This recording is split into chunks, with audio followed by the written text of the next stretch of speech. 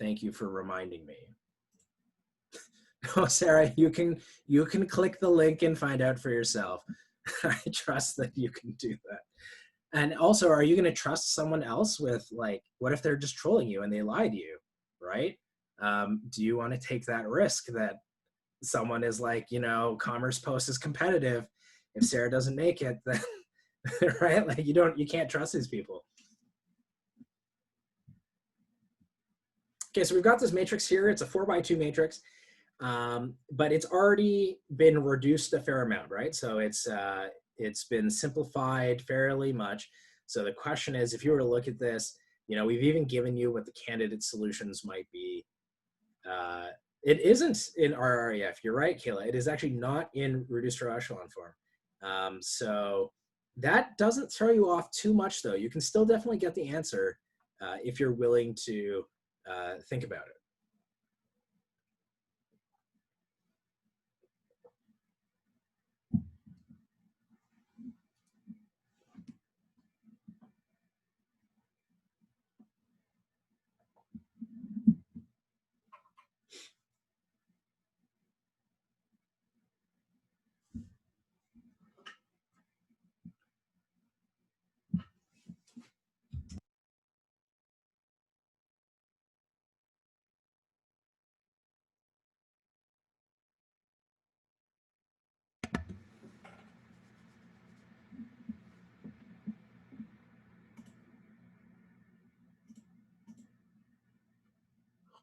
Yeah, I just hitting the thing on my chair to drop me a bit.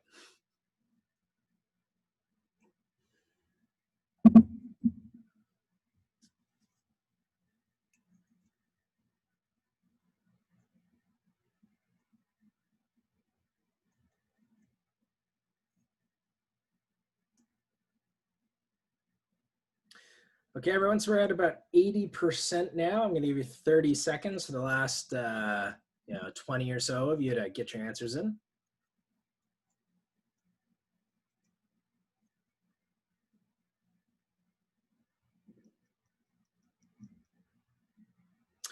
Yeah, it's this interesting thing that I know that it happens definitely in person, and I suppose it happens in remote as well. You know, I joke that I have instructors and professors have an aura around them, that if you're in that aura, everything makes sense. But once you pass more than 10 meters away from me, nothing makes sense anymore. And obviously that somehow is still true online, but there's some sort of phenomenon there where everything makes sense, but only as long as you can see me. If you can't see me anymore, things suddenly don't make sense. Okay, so let's take a look at what we got here. All right, so we're leaning towards B, but we don't necessarily have a consensus on B. So I'm going to throw you into your breakout rooms. You can discuss this and tell me what you think. There's a bunch of you who are not in breakout rooms yet. I do see that. Just give me, oh man, there's actually a lot of you. I've got to assign you to rooms, so just give me a second. I pretty much have to do it like by hand. Why isn't this working? Yes, assign. What is going on?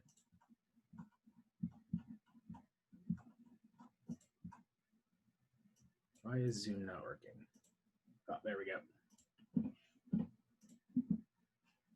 All right, so those of you who don't have rooms, I'm throwing you into rooms now. Just give me a second. And I'll give you a little bit more time too to work this out, just because you kind of get into those rooms late.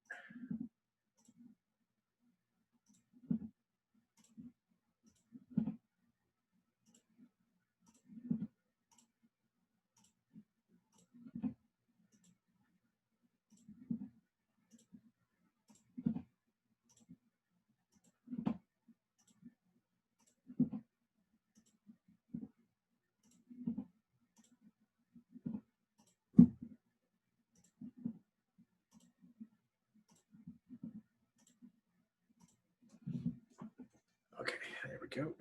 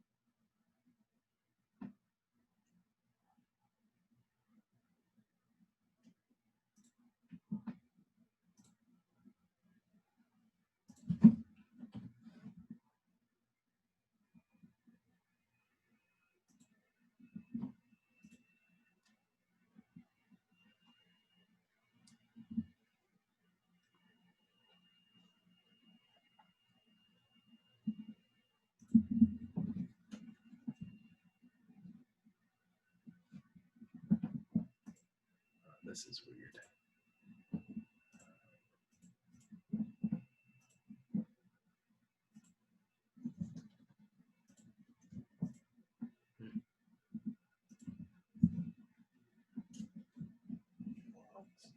What the hell is going on?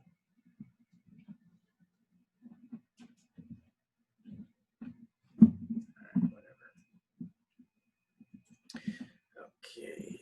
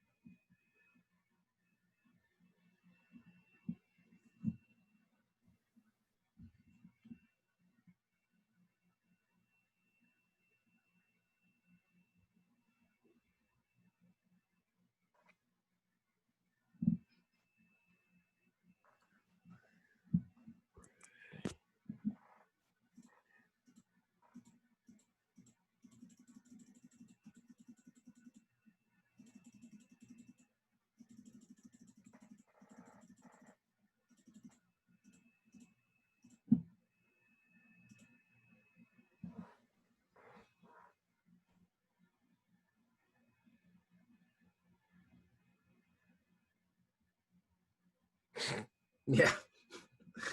Yeah, I don't know. You know, my laptop is pretty powerful, but for some reason, asking Zoom to share a screen is just brutal on it. I don't know why. So I've tried to move the mic a little bit further from the laptop, but we'll see. Yeah. Hey, it runs Civ 6 perfectly fine, I'll tell you that. Okay, so we're at 85%. Let's, yeah, exactly. Zoom just is brutal. So let's do another about 20 seconds.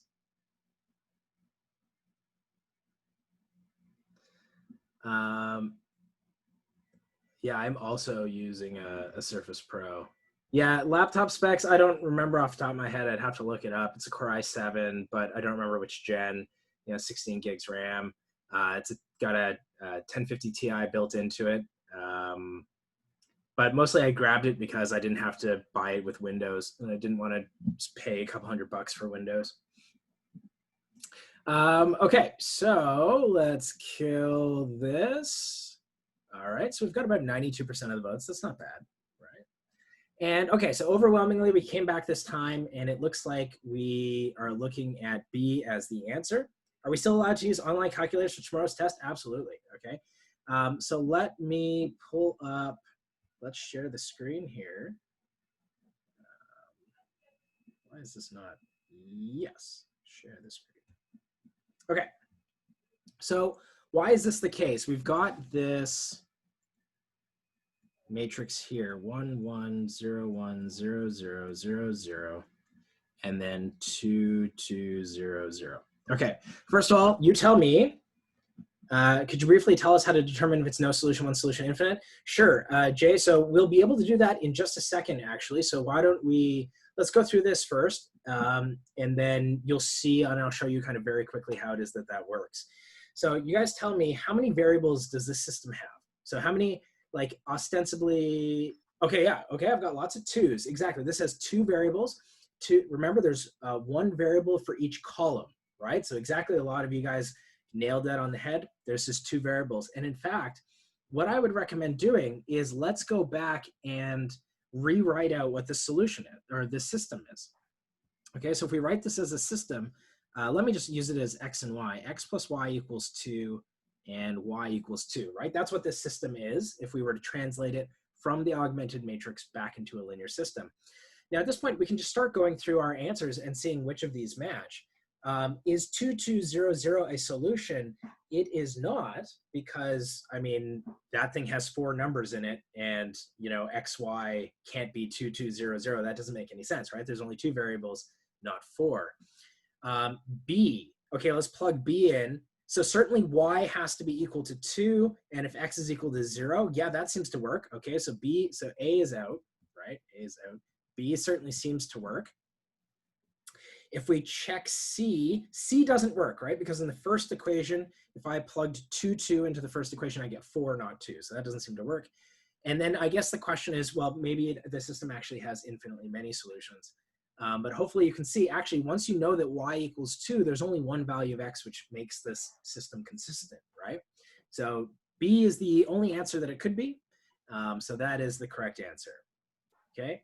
I made the augmented, okay, yeah, sure. So Kayla, you did the extra step, and you guys made the, you actually did the augmented matrix. That's phenomenal, yeah, absolutely. So if you actually do the augmented matrix, and I think a lot of you have told me what to do, so you do R1 minus R2. So I personally would write that as negative R2 plus R1, but it's all the same, right? Into R1, then you get 1, 0, 0, 0, 1, 2, and then zeros everywhere else. And yeah, that would give you the solution, right? Perhaps, sure. So are you okay with the fact that this is the linear system which corresponds to this matrix? Is that okay? Okay, great. So now just start plugging in answers. So first of all, you can't plug this in, right? This doesn't make sense. There's no Z and W in this equation. So we can immediately just throw that away. There's only 2 variables. Whatever our answer looks like, it's just going to be a pair of numbers, right? So 4 numbers doesn't make sense, so we kind of get rid of it. In B, if we actually plug x equals, right, let's just go through. Now plug in x equals 0 and y equals 2. Does that satisfy the system? It does, right? So that's a candidate, that tells us B at least is a good candidate for an answer. If we plug in x equals 2 and y equals 2 into the system, it's not a solution, right? There's only one leading one, and that's in the column 1. No, there's 2 leading ones here, right? Both of these are leading ones. Both of these are leading ones. Okay, so let me come back to that. But so Rahab, you see that 2, 2 is not a solution, right? Because if you plug 2, 2 into the top equation, you would get 2 plus 2 is equal to 2, and that's not, right? That's definitely not true. So the only question would be whether or not the system has infinitely many solutions, and I'll explain in a second why that would be wrong. The matrix in the question still also has 2 leading ones. So actually, Mehak, the number of leading ones in REF, so this matrix here is in REF, and the number of leading ones in RREF are the same. They always have the same number of leading ones, okay? And the way that you tell whether or not you're a leading one is you go along basically every non-zero column. Once you've put your matrix into row echelon form, every non-zero row will have a leading one in it. So you can see here that there are 2 non-zero rows, so there's going to be 2 leading ones if this is properly in row echelon form. Okay, does that make sense? Hopefully that's okay. Okay, great. So did I get the main ones, or are you okay? Okay, I think you said yes, sorry, and I missed that. Okay, great. So that's going to work out that way. Now, in terms of, I think Jay, was it, who asked me, how can we tell how many solutions a system has? Right, okay. So here's how you tell. This is towards, I think, the end of this section when we begin to talk about rank. And so the rank of your system, let's recall that. So the rank, you guys tell me, how do I compute the rank? What is, it's 0, 2, Shazai. Right, so Kayla, exactly. The rank is the number of leading ones. And we'll say in RREF, but of course you could just use REF instead. So exactly, Kayla, you've hit it on the head. So this thing has rank 2, okay? So this system has rank 2.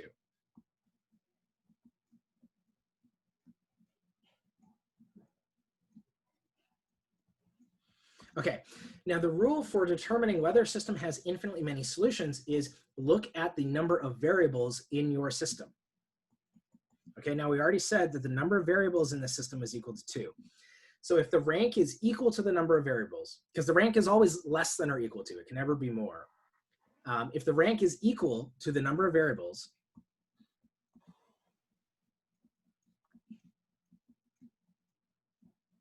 then there's a unique solution.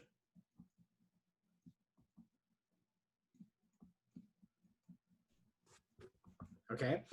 And the way that you tell if there's infinitely many is if the rank is less than the number of variables. So if the rank is less than the number of variables, then there are infinitely many solutions.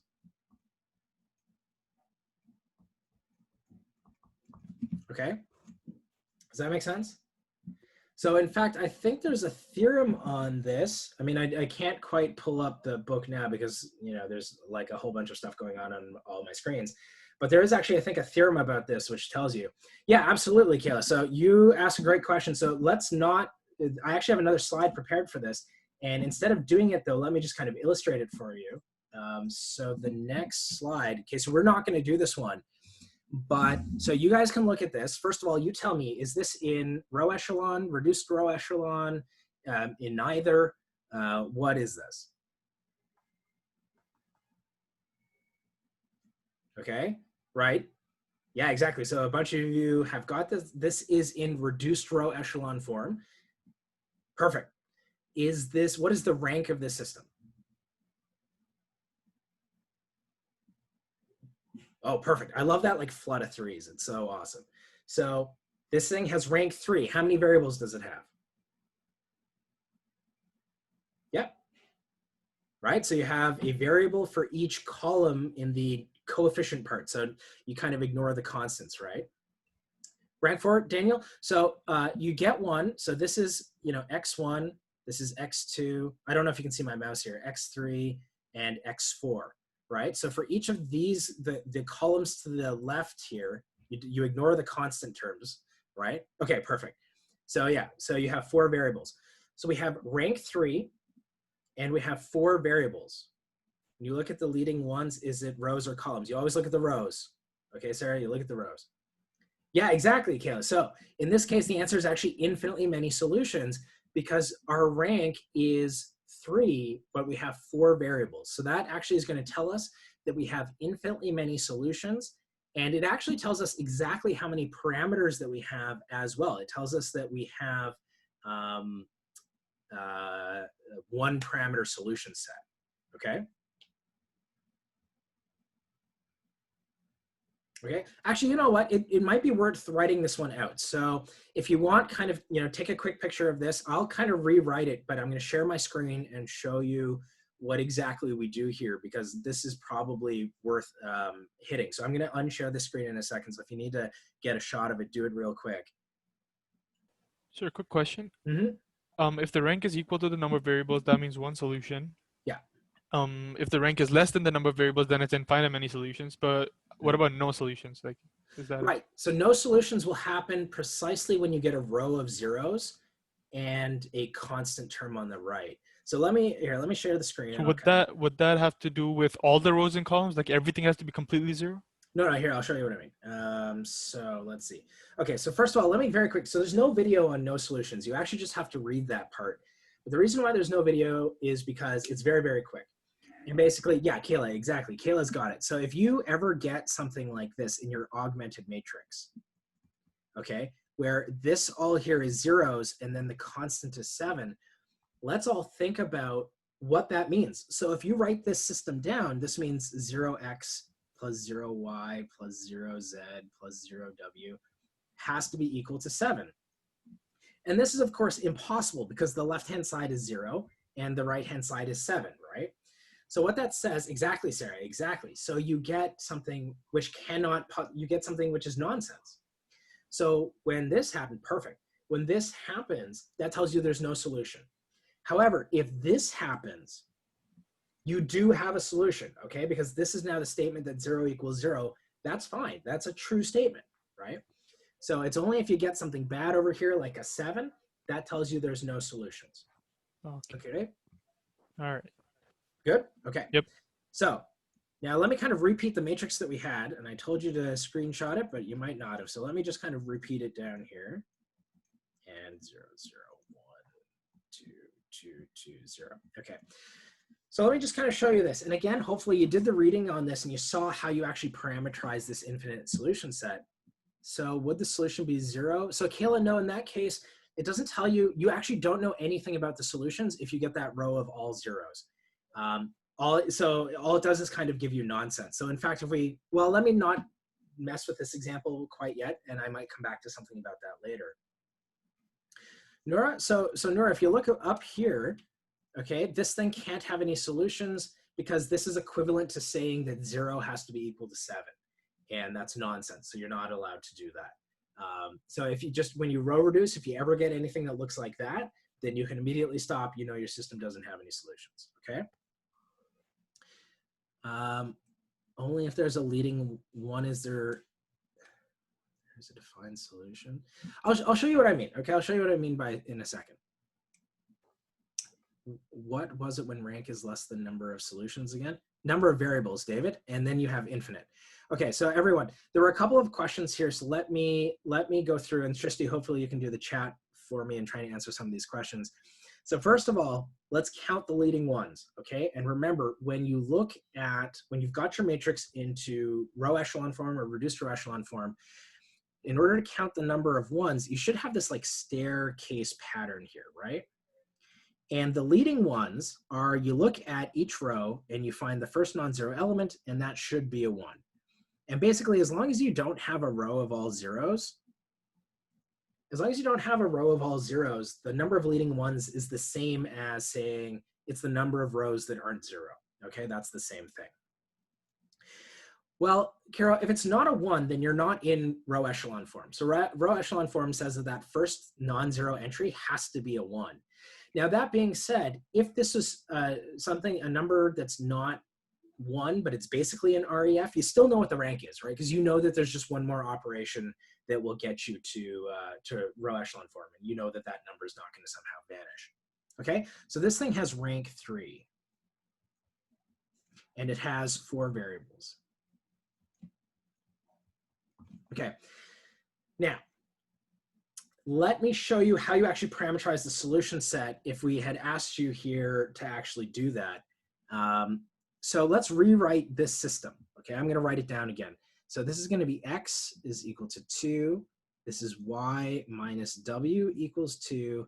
And then this is z plus 2w equals 0. Okay, so does everyone see that I've just taken that matrix and rewritten it in terms of, I've called this, you know, the X, the Y, the Z, and the W column, okay? So I've rewritten that linear system in terms of X, Y, Z, and W. So I've just translated back and forth between the matrix and the linear system, okay? Now you can see here, for example, that I can just immediately read off one of the answers, right? I know that, wait, are you guys upset? I can't tell, but I'll give you a second to keep typing. So we can immediately read off that x is equal to 2. Now, when you have infinitely solutions, what you do is every column that does not have a leading 1, you assign a parameter, okay? So in this case, which column does not have a leading 1? Right, so it's the 4th column, right? So the 4th column does not have a leading 1. Perfect, exactly, the W. So let's set that column, W, to be a parameter. And you can call the parameter whatever you want. I like to call it T and S and things like this, but there's our parameter, okay? And now what I'm going to do is I'm going to rewrite the solution in terms of that parameter. So I'm going to get X is equal to 2, right? That's that first row. I'm going to get Y is equal to 2 plus W. So I just moved the W onto the other side.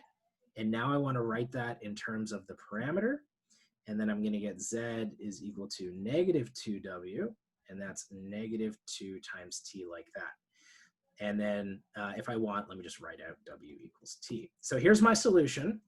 X, Y, Z, W is equal to 2 plus T, negative 2T, and T like that. Okay? And so that's how, if you were actually asked for this solution set, how you would go about constructing it. And the reason why there's Z equals T, no, well, it's W equals T because W was our parameter, right? So here is where W equals T. Here I solved for z to get that z was equal to -2t, like that, right? Yeah, okay, sir, absolutely, Haysom. So if you want, write it in terms, like, just redo what I did, right? But call them x1, x2, and x3. If that, like, makes that easier for you, absolutely. But what could have happened is that the question could have originally been stated in terms of x, y, z, and w, and then you're kind of forced to use those variables. But sure, yeah, I mean, do what you like. And the reason why there's infinitely many solutions here is because for every value of t, every single one of them, this is a solution, okay? So for example, if we set t equals 0, and we plug that in, we would get 2, 2, 0, 0, right? That is a solution. You can actually go back and plug that into our original linear system and see that that works out. I could do something like plug in t equals 7. And in that case, what would I get? I get 2, 9, -14, 7. Go plug that into the original system and see that it works out. It's a solution. And you could do weird numbers, t is equal to -pi, -1000 thirds, or something like that. Literally every value of t will give you a solution, okay? Yeah, I just, Daniel, I just chose kind of the variable names at random. It doesn't matter, you can choose what you want unless the question gives it to you, okay? Nora, it would not have given a solution. Let's say, that the system had looked like,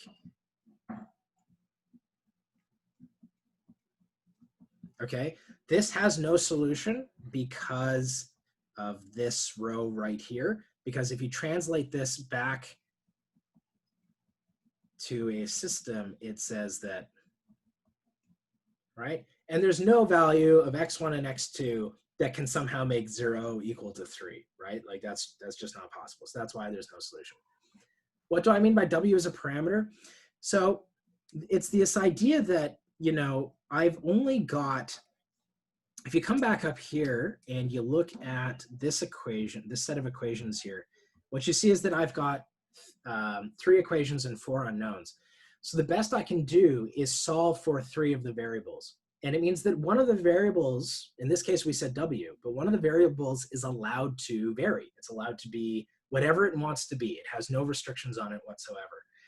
So we could have kept it w, but for mathematical reasons and to be proper, we want to give it just a different name. We don't want to call it the variable w anymore. We just want to give it a different name to differentiate the fact that it's not w anymore. We're letting that number change. And when that number changes, it affects all the other numbers as well, if that makes sense. Okay, so that's kind of the idea behind what's going on there, and that's why there's a parameter. And there are exactly, so if n is the number of variables and r is your rank, there are always n minus r parameters to your infinite solution set, okay? And you might want to touch up on that one if that seems a little bit rusty to you, but it is in the notes, and I do believe I've done a fair amount of the video on that as well. Oh, I just totally made those numbers up. I could have chosen anything. I just wanted to show you that once you have the solution, if you actually pick values for t and compute what they are, if you plug in t equals 0 and t equals 7, you guys can take these vectors now and plug them back into this linear system, and you'll see that they do satisfy this linear system, okay? So that was the idea there, but you could have chosen any values of t that you wanted. They were just effectively random, okay? Yeah, so, and yeah, this is one of those things you guys may be like, yeah, is this on the, sorry, why did I pick w equals t? So the rule here is kind of, Michael, that when you are choosing your parameter, look at your matrix, and whatever variables do not have leading ones in them, those should be your parameters, okay? So in this case, x, y, z, and w all had leading ones, and w did not, so w is gonna be our parameter. Okay, and so let me very quickly hit something about Kayla. I think you kind of brought something up, which is, what happens if you do have a row of zeros? So if you'll allow me to kind of blasphemy my notes a little bit, let's add in a row of zeros here. Okay, and so it's possible that when you row reduce your matrix, you actually do get a row of zeros, a full row of zeros, including in the constant term. What this says, yes, Kiro, it is possible to have more than one parameter. So what this says is nothing. it says that, you know, if you were to write out this equation, 0x plus 0y plus 0z plus 0w equals 0, you don't get any information from this. So what a row of all zeros tells you is that there was redundant information in the equations, that there was one equation which didn't tell you anything new. It didn't give you any useful information whatsoever, okay? I would not remove it from the matrix. There are like complicated reasons why, Mohammed, you would not want to remove it, but just leave it there. But for the most part, what this is saying is you can ignore it, right? Is that it's not terribly important, but I would not take it out of the matrix, okay? A row of 0 could also be a linear combination of the rows above. That is what that's saying. If you get a row of zeros, it's saying that, you know, one of the equations is a linear combination of the equations above it. So that is exactly what that's saying. Oh, if you have a column of zeros, that means that variable is absolutely free. So you are going to, again, set that variable to be a parameter, and it can do whatever it wants. Like, none of the other variables depend on it, and it's just totally free. If the entire coefficient matrix is 0, the only way that happens is if you started with the trivial linear system. It's impossible. You should never be able to get a linear system of zeros where everything is 0 unless you started with something which everything was 0. Yeah, that's the only way it's possible.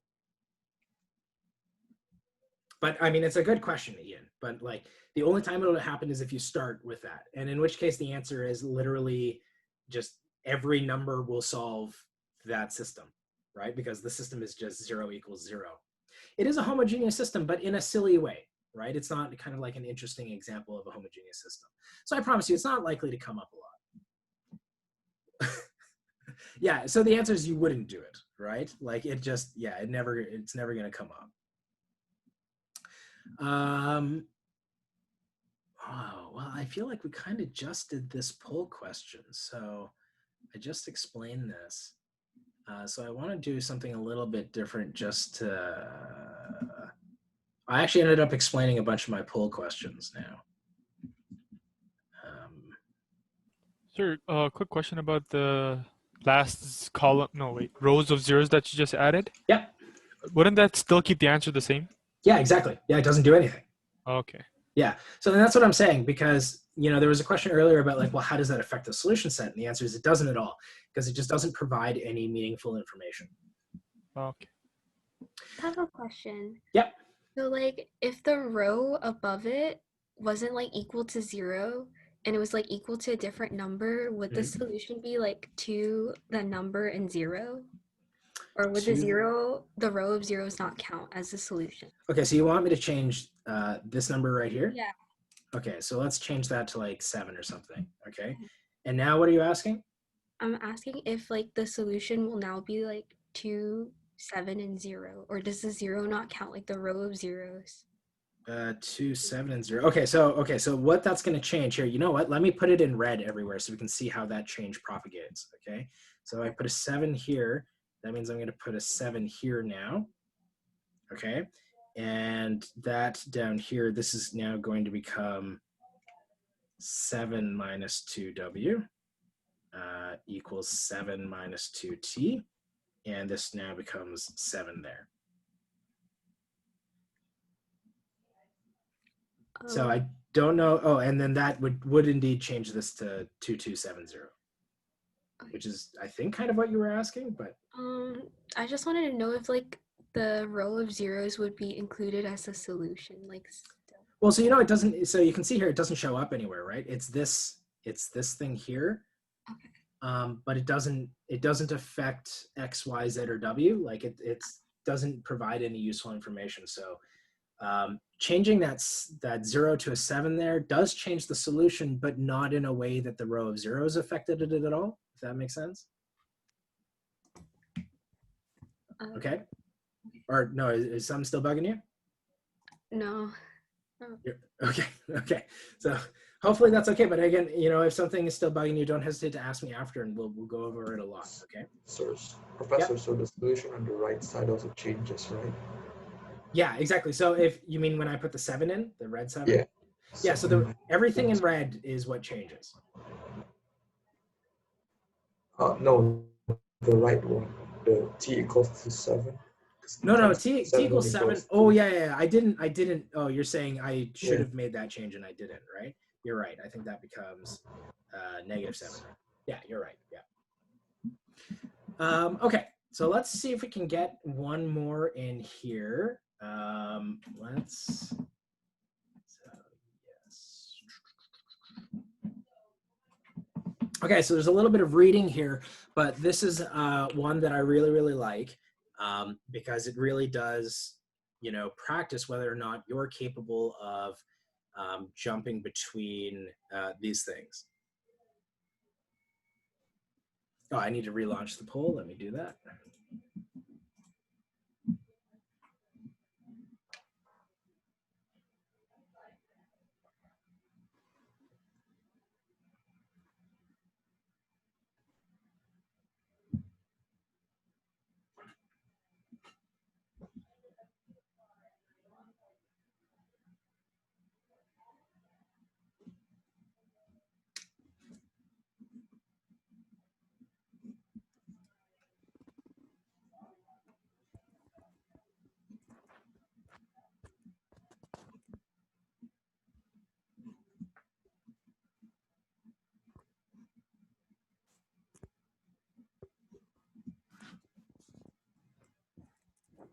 Professor, quick question for option A where it says brick times 1, or is it times 1 or x1?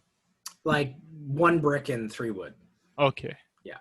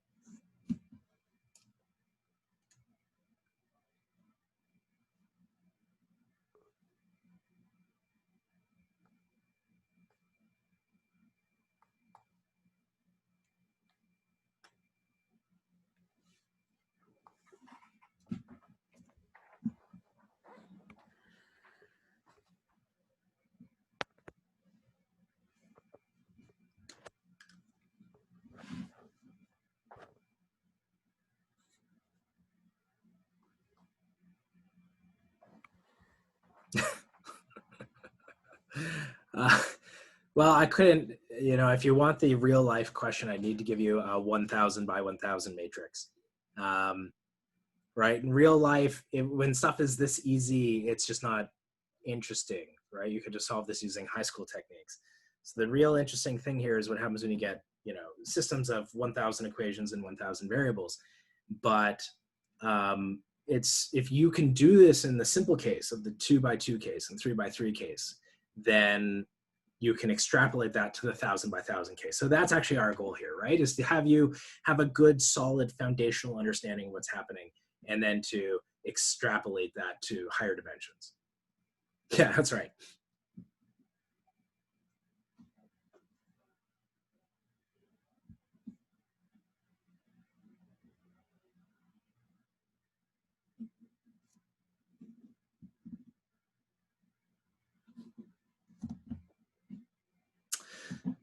Right, Hasam. So there is some ambiguity in that. What I would actually say is that this is a, so right now, this is strictly speaking, it is a 2 by 3 matrix, but I would say that it is a linear system of 2 equations and 2 unknowns, and that's a little bit more unambiguous.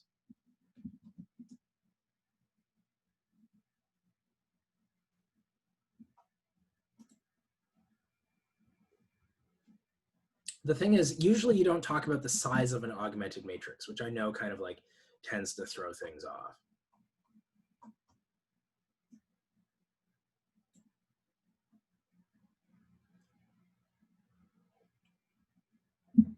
Okay, so we're at about 80% here. So why don't we try and wrap up the voting in, let's say 20 seconds here.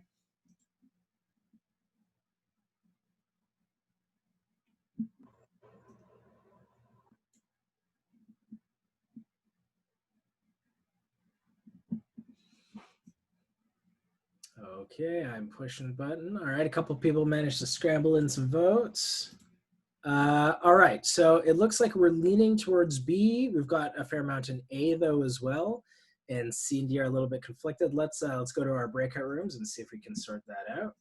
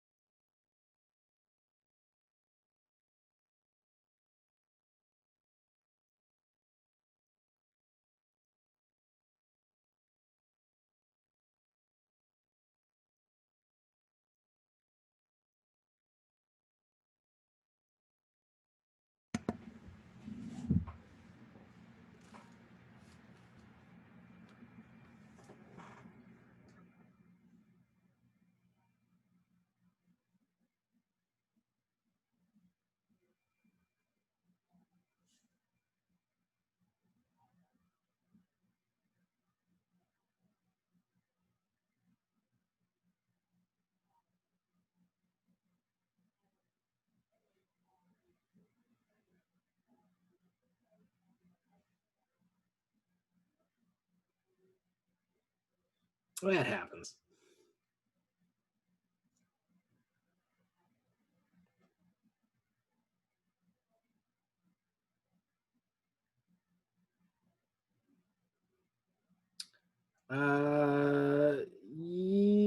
What question? Well, if I kind of explain it, it might tell other people the answers. Yeah, okay, then don't ask. Yeah, we'll do it All after. right, I'll just wait. Sure. Ashwin, no, nothing this week. But it doesn't mean that things that you learn this week won't be useful. Sure, yeah, I could do that. Okay, we are 82% in, so why don't we, I'm gonna give you 30 seconds to get the rest of that voting in. What C is trying to say? Sure, absolutely I can. I mean, Kayla, I think what I'm basically gonna do is set up the linear system for all of them. So you'll see kind of how to do that anyway.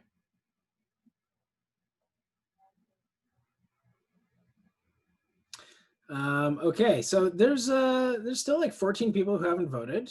Seem to be a little bit hesitant here. And oh, see, I know I say that, and then a couple people smash the button. Okay, let's take a look at what we got. All right, we come back. We're kind of like overwhelmingly now we have this consensus on B, which is great.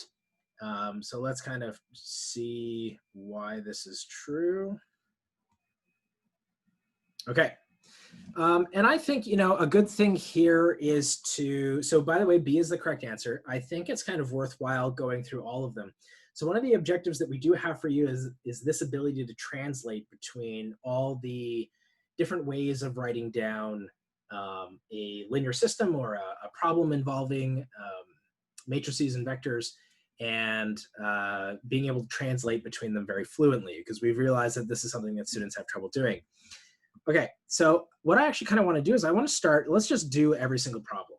Now, obviously it's multiple choice, so you can save yourself a little bit of time, but let's say, you know, we kind of went through this and I said, let's model it. So let's actually start with D, which says solve this system. X plus 4y equals 20 and 3x plus 3y equals 30. If I want to write this as an augmented matrix, what do I write down? Let's do the first row. What are the numbers in the first row? 1, 4, 20. 1, 4, 20. Yeah, great. All right, I see that come in. So Kiro, yeah, I assumed that was a mistake there, Kiro. 1, 4, 20. Great. Okay. Oh, and Kayla, you even put the line in. I love it. Okay. So, oh, and Mihak, I think you're getting ahead. I think you're doing the second row. We could have done that as the first row, though. Absolutely. But yes, exactly. And then the next row is 3, 3, 30. Right? So those are the rows, and you can just basically, you can read them off of the system, right? You can just almost directly translate them, where you get rid of the X's and the Y's, and then you know, where the equal sign is, you put your augmented line. And notably, that's not the matrix we were given originally, right? The matrix we were given originally was this one. Let me just maybe write it up here: 1, 3, 20, and 4, 3, 30. Right? So that's not the, D is not the right answer, okay? And yes, actually, Chifeng, you're absolutely right. We are going to get the same matrix for C. So let's do C now. And so the question is, can this matrix 20, 30 be written as a linear combo of 1, 3, and 4, 3? Okay. And so what that question is asking, right, exactly, Kayla. It doesn't match, so it's wrong. So what this question is asking is, can we find X and Y such that 2030 is equal to X times 1, 3 plus Y times 4, 3, right? So remember, a linear combination, doesn't match, adding them to equal to 23. Adding not just them directly, but some multiple of them, right? That's what it means to be a linear combination, is that we're gonna not just add them directly, but we're gonna ask, is there something we can multiply them and then add them together with in order to get 2030? And if you write this out, if you kind of expand out this vector addition here, you're gonna get X plus 4Y 3x plus 3y. And you'll notice that's the exact same linear system as part D, right? And so that actually gives us the same matrix. So once again, that's not right, right? If we wanted to model it, this is what we would get. It doesn't agree with the matrix that we were given, so it's a different problem. So Shivani, we'll get there. Just give me a second, but keep that kind of on the back burner there for me. Okay, and so I said that A is the correct answer. Now let's look at B, or sorry, let's look at A. So a wagon costs 1 brick and 3 wood, and a fence costs 4 brick and 3 wood. I have 20 brick and 30 wood. How many wagons and fences can I make? I mean, like, this is not even a super well-defined. B is the correct answer. So this question is not even like a super well-defined problem, but basically it would be, I'm trying to think about how I'd want to set this up. It would be something like if F is fences, the number of fences you make, and W equals the number of wagons, you would say, okay, well, how much, let's write brick and wood as a vector. So for fences, we need this much brick and wood. Fences times, what is it? A fence is 4 and 3. And then a wagon is 1 and 3. Oh, sorry, let me write it the other way. So wagon times 1, 3, plus fences times 4, 3. And that has to be equal to 20, 30. Okay. So, and again, this is the exact same matrix, right? 1, 3, 4, 3, 20, 30. So if you set up the problem like that, you get that. So actually you'll see A, C, and D all have exactly the same matrix representation, but all of those matrix representations are not the one that you were given, right? So at this point, we could process of elimination it, and we could say, oh, hey, look, the answer must be B. So that's that. Okay, so finally for B now, what I would say is, I thought I put the wrong answer because I put B. Okay. So for B, what we're going to do is we're going to do the same thing for A, but we're actually we're going to switch it. So let's let B be the number of bricks we use. And let's let, damn that we use W for both wood and wagons. That was probably a mistake. W be the number of wood, and then we'll do fences and wagons like this. Or I keep doing fences first. I don't know why. The problem has wagons first. Wagons.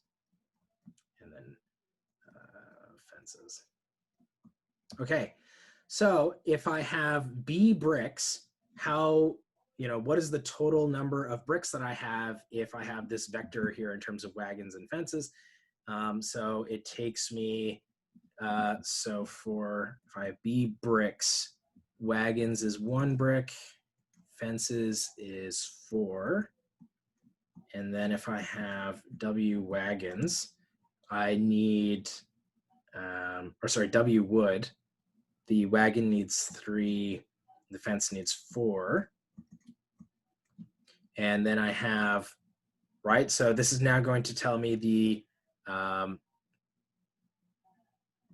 has to be equal to the total amount of each that I have. So this is 20 wagons and 30 fences. And again, if we now set up the augmented matrix for this, oops, yeah, no, that's right, 3, 4, 20, 30, like this. Okay? Prof, quick question. Yep. So the 20 and the 30 represent wagons and fences respectively, right? Like the quantities? Sorry, say that again? The 20 and the 30? Yeah. They would represent the number of wagons and fences that could be made with the... Okay, yes. Yeah. Oh, sorry, did I get a 3 in the wrong place? So let me see. This is wagons and fences for brick. So brick is 1, 4. Oh yeah, wood is both 3. Yeah, you're right. Sorry, this should be a 3 there. Thank you. Yeah. So another way that we actually could have done this is, so Jifeng, you want to see the question again? Let me just throw it up here. So you have the 4 there again on the bottom as well. It's 1, 3, 4, 4. Well, it's gone now, and I can't see it, so you don't know it's there. But yeah, okay. So yeah, there's the question again, Chifeng, if you wanted to see it. How does the matrix solve for B, or how does the question B use the matrix as the solution? So what we would do, right, Luke, all the matrix right now is doing is modeling the system. If you then actually wanted to solve for W and B, you would actually have to do our row reduction, right? So we would have to go through and, you know, take -4 times the first row, add it to the second row, and all of that stuff in order to actually solve it. I mean, this is a 2x2 system, though. You actually would be able to solve it using high school-like techniques, right? Yeah, absolutely. You know, there's going to be a lot of sort of modeling. And so, you know what, actually, this might be a good time for me to kind of like jump into Octave here. Just to show you how you would actually solve this system. So like I said, let me just do this really, really quickly. So, you know, like I said, a lot of what we're going to be doing is asking you to model problems and not so much solve them. So there will be some solving and some like row reduction and Gaussian elimination. But unlike in previous instances of this course, because you have access to calculators, it won't be kind of like the primary thing that we're going to ask you to do. So your question might be, once I have this matrix, 1, 3, 20, 4, 3, 30, how would I actually solve it and how would I use Octave? So hopefully you guys can see everything that's up here. So again, the first thing I'm going to do is make this matrix in Octave. So I'm going to give it a name. What's the difference between A and B? So Selena, if you look at A, C, and D, they actually all have the same matrix representation. So basically, if you want A and D, if you look at D, that's how you solve the problem in D. Okay, so what I'm going to do is I'm going to create this matrix. And the way I'm going to do it is just like that, okay? So I'm going to give it a name. I want to call it A, just to save my life a little bit. And I'm going to just input the numbers separated by spaces. And when I want to go to the second row, I'm going to use a semicolon, right? And now literally the only thing I have to do is I want to put this matrix into REF. So I'm going to say REF A, and there is the answer, okay? So this matrix is now in reduced row echelon form, and I can read off the answer as being X is 3.33333, Y is 5.5555, yada, yada, yada. And that's it. That's all you have to do to solve matrices using Octave. Yeah, you're absolutely allowed to use this on the test. So if you want to use Symbol Lab instead or something along those lines, you absolutely can. So yeah, you can do that. So if B is the case, can you please solve the problem? I literally just did. So Xincheng, what I did is this matrix A, or sorry, the matrix there is what I put into Octave, which is this weird thing on the left-hand side of my screen. No, yeah, but the B is the right answer. So maybe I'm misunderstanding what you're asking me. Yeah, so Luke, in practice, you would obviously, in these sorts of situations where you actually can't use, you know, a third of something, you would round to the nearest integer, right? So even in real life where you're not allowed to use fractional solutions, you would do something along these lines, and then you would just use the closest thing. Symbol Lab and Octave. Symbol Lab is going to give you a step-by-step breakdown of how to actually perform the manipulations, whereas Octave just does it as fast and as quick as it possibly can. Symbol Lab is limited in terms of size. Symbol Lab can only, I think, do 10 by 10 matrices. Octave is literally limited by the amount of RAM you have, so easily can get up to 1,000 by 1,000 matrices, these things. So 100% Octave is fine. Like what you would do in those cases is you would just say, you know, draw an arrow and say, you know, by Octave or something, and then write down your matrix, and that's totally okay. We can use Octave if it's right. I mean, it depends on what the question says, and I think in those cases I will be explicit, right? And I'll be like, yeah, you can use a calculator in order to figure this out. And where we say that, you 100% are free to do this. Now you can imagine there might be some cases, this is GNU Octave, yeah. Now you can imagine that there might be some cases where we're like, hey, show us how you would do this. you know, in which case you can't just, use it, right?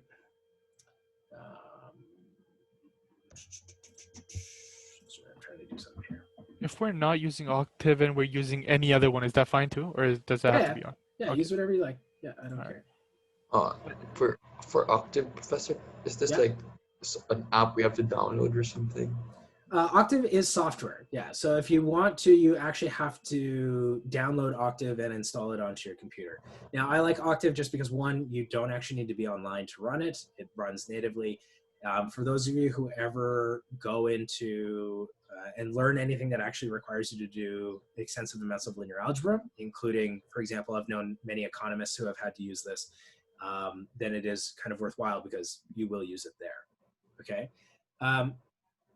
But So yeah. we have to download it. So in the test, we're not allowed to switch tabs or something. No, you can. I don't care, and I'm not monitoring at all. If you want to use Symbolab or Wolfram Alpha, okay, if you want to do this in Wolfram Alpha, let me see, can I break this up? So let's do Wolfram Alpha. Just close these tabs. So I've forgotten what the question is now, but in Wolfram's format, let me just quickly pull up the thing, 1320. 320, 4320. Right? So in Wolfram Alpha, this is how you actually input a matrix, and you see there's your matrix there. And it doesn't have the vertical line for an augmented matrix, but that's not a big deal. And then you can just say REFA, and hopefully, right? Though, oh, sorry, it should be a 30, right? I put in the wrong number there. There you go, and right, and it gives me the same answer. So if you want to use like Wolfram Alpha, if you want to use Symbolab, I personally don't know how to use Symbolab because I've never used it. You know, my understanding is that is something that a lot of people do go to. So, but again, like I was saying, kind of practice this ahead of time, right? You don't want to be figuring this stuff out on the day of the test. That's kind of a recipe for disaster. So we're allowed to switch tabs as long as it's an online calculator. Right? Yeah, but you know, I can't tell whether or not you switch tabs. It doesn't matter. Oh. Right? Like, you know, I know that some programs make you install this invasive like spyware on your computer, but we haven't asked you to do anything like that, right? So we can't tell whether or not you switch tabs. And I think you saw from the last test, it reasonably isn't going to help you, right? So, you know, we're not too worried about that. And you shouldn't be too worried about that either. Let me quickly, Batuhan asked a great question, which is like, what is the first step? I assume like if we had actually tried to solve it ourselves. Maybe let me just quickly do that, because of course that is a useful thing. So we had this matrix 1, 3, 20, 4, 3, 30.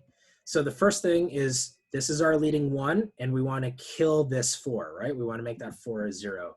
So we would do -4 row 1 plus row 2 into row 2, right? And I won't do the whole thing, but assuming that I do this correctly, -12, so that'd be -9, -80, so -50, like that.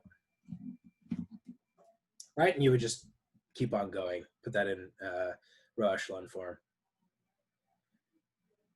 Mohammed, yeah, you can use anything you want, just don't get help from anyone. So, but that also means, like, you know, don't post on Chegg, that don't look up solutions to things like on Math Stack Exchange or anything like that. So even though those people aren't actively helping you, if they've posted solutions there before, that is a thing. So, you know, try not to Google your problems. I mean, I don't think our problems are Googleable anyway, but if you like find a blog post that somehow has our questions, that would count as somebody helping you. But in terms of like using computers, using your notes, and using calculators, you're free to do that. Like we're not super worried about that, right? Because I think you've seen, like, we're testing more of your conceptual ability rather than your computational ability. So we're not too worried. Wouldn't you just solve it as a system of equations? I mean, it depends on what you mean. This is how you solve a system of equations though, right? What does that arrow represent? Like this arrow? This arrow says like I am doing a row operation, and this is the row operator, and then I've indicated what row operation I'm doing. In terms of what I just said of, you know, if you used a calculator to do this online, what I would ask you to do is when you do that arrow, I would just do this. And I think I even did this in one of the videos. I just say RREF, right? 1, 0, 0, 1, 10 thirds, and 50 ninths, right? And that's totally fine. And if you really want to in here, you could say like by octave or something like that, slash symbolab, right? Whatever.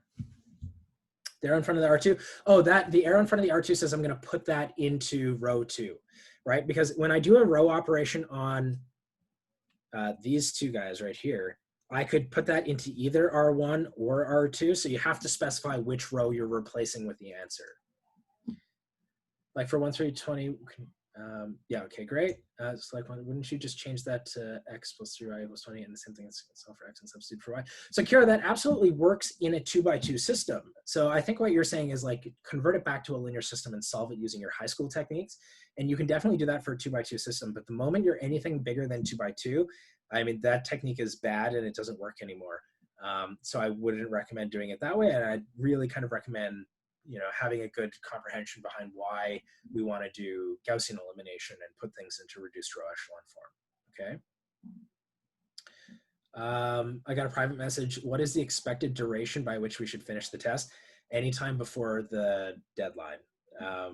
You know, we've tried to design it so it should take you about an hour and you have about an hour and a half. So hopefully that'll be true, but you know, different people are going to write at different speeds and get it at different speeds. It's kind of impossible to say. I have a question. The last poll says if we need 1 wagon, needs 1 brick and 3 wood. So that's 1 wagon.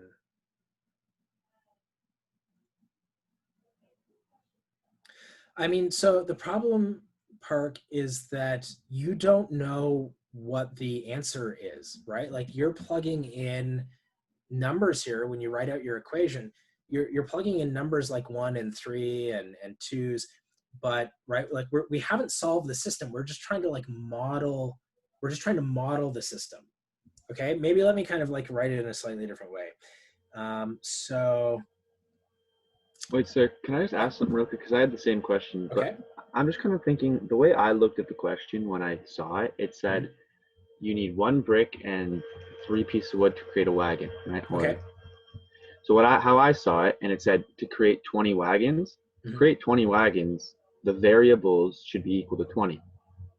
Because you need 20 pieces of brick, not the answer. Because on the right side, it basically is saying like the addition of these two of the x and y is equal to 20. So it's like the addition of this amount of variables is equal to 20. It doesn't say that it's equal to 20 wagons.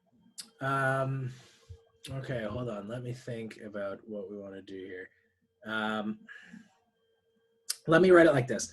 So 1 wagon takes 1 brick. Is it 1 brick? 1 brick, 3 wood, right? So 1 wagon, 1 brick, and 3 wood. Okay. So what I'm going to say is if I want to make 20 wagons, right? How much brick and wood do I need? Oh, I see what you guys are saying. Yeah, you just know, right?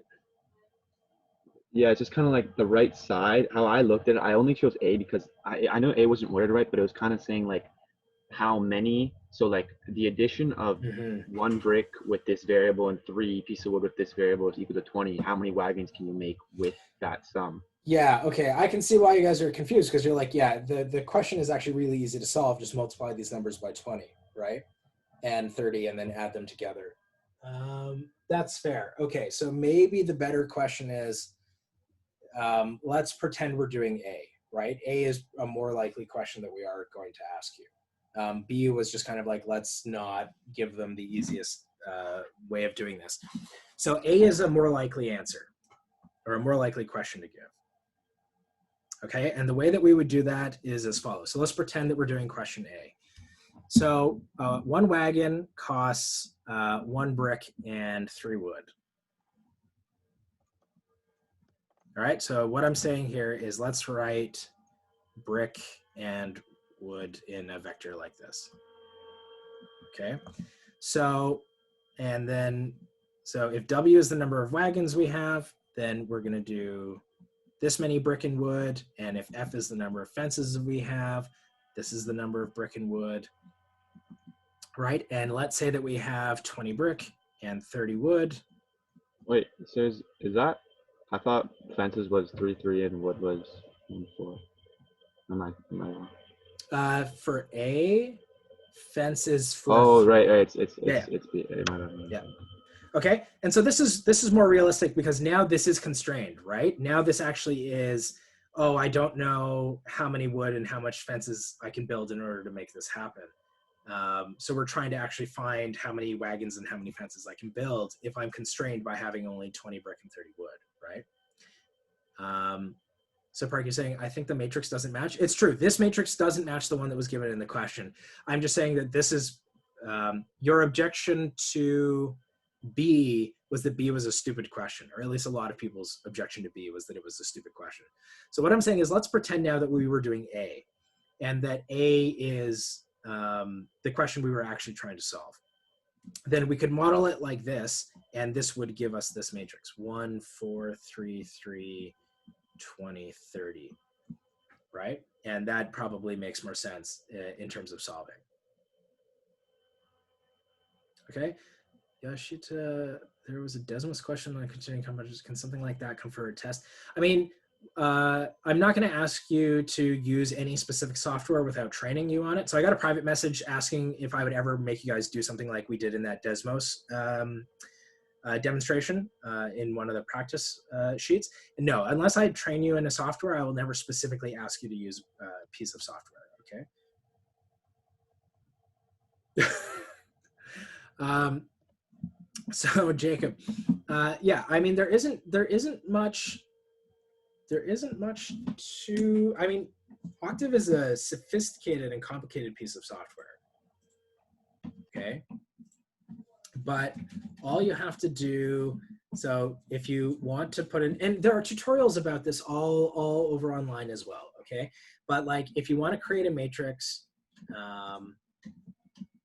like, you know, here's one that here's kind of like a random matrix I'm just making up.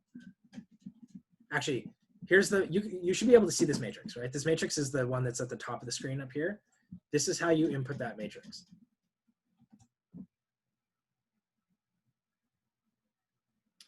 Yeah, I mean, Michael, so at the end of the day, I don't care what calculator tools you want to use, okay? But it's gonna be up to you to teach yourself how to use them.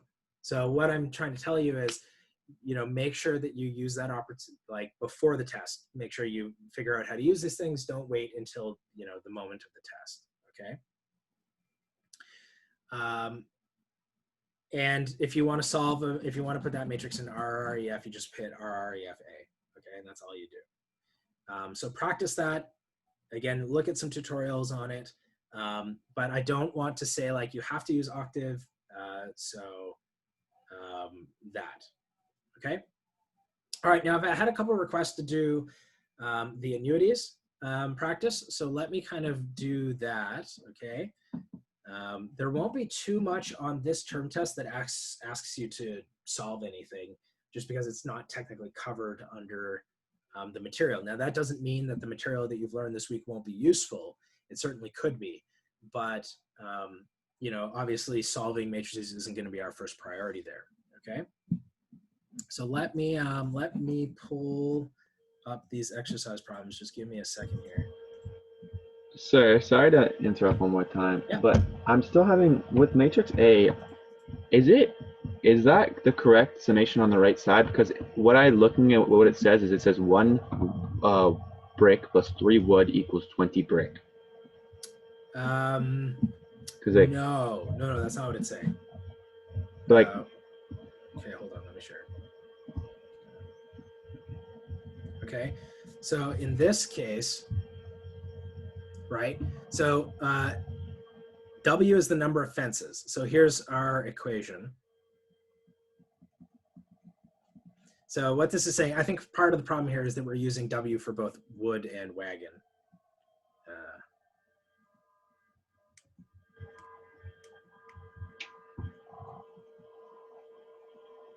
okay? So what we're saying is that this is the equation for wood. And since wagons cost 1 wood and fences cost 4, then if I know how many wagons and how many fences I have, the total amount of wood I use is the number of wagons plus 4 times the number of fences. And I only have 20 wood, so I'm restricted in that equation. Okay, okay. Yeah, Right? I get that. And then you would do the same thing for brick. Yeah, Or I think it maybe was this was because brick or whichever it is. was in B. I don't remember, but I think it was because you made like the equation wagon and not in terms of wood. If you understand what I mean? Or was it like that? Sure. I don't know. I was just looking at the way that I thought one was the equation for wood, one was the equation Yeah, for wagon. so here, how about maybe looking at it like this will help. Or shoot, I think this is brick, right? Brick is the first one. Wood. And then the column here is wagons and fences. I don't know if that helps. Oh, right, because vertical is the variable. Right. Makes sense. Okay. And Mohammed, yeah, you've got it. So 2 financial, one linear is a pretty reasonable guess. Okay, so annuities. Somebody asked me privately to do a question way back when, and I said I would get to it. You should pipe up and tell me again which one you were talking about.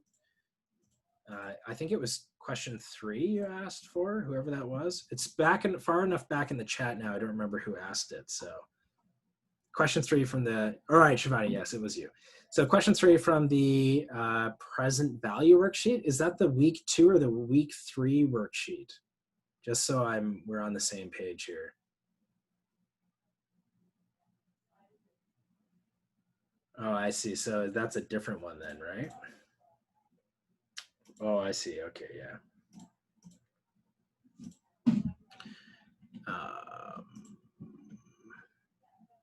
So question 3 and week 3 annuities. Okay. So question 3, let's see, I'm going to read this. So this is the PV worksheet.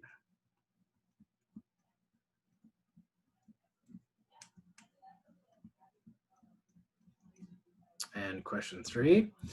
Okay, so you lend a friend $100 on January 1st, and in return, she offers to pay back $10 at the start of each month for 1 year. What is the present value of this deal if you assume market rate APR 5% monthly? Is the present value worth more than $100 you lent her? You don't have to use a calculator for your problem, but you might. Okay, so it's January 1st.